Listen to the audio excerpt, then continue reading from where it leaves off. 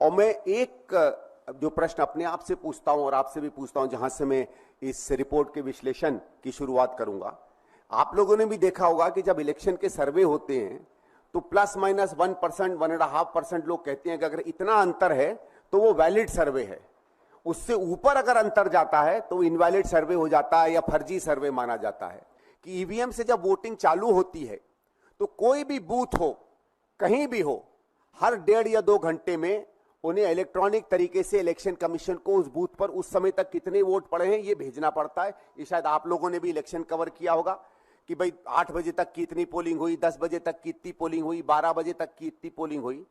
और अगर 7 बजे तक की पोलिंग एक स्तर तक आ जाती है और अगर हम 60-65% के करीबन माने अमूमन वोट पड़ता है और 6% का अंतर है, तो ये तो मैं बात मान नहीं सकता कि 7 बजे के बाद 10% वोट पड़ा, मतलब वोट पड़ने का 10% वोट पड़ा और तब ये आंकड़ा इतना पड़ा। तो अपने में ये आंकड़ा भी एक संदेह की स्थिति पैदा करता है।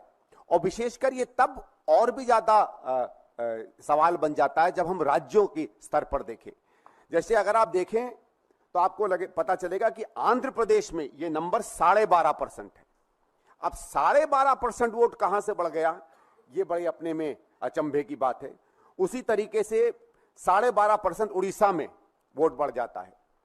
अब ये कोइंसिडेंस है कि आंध्र प्रदेश में, उड़ीसा में भारतीय जनता पार्टी और उसके गठबंधन ने अच्छा किया?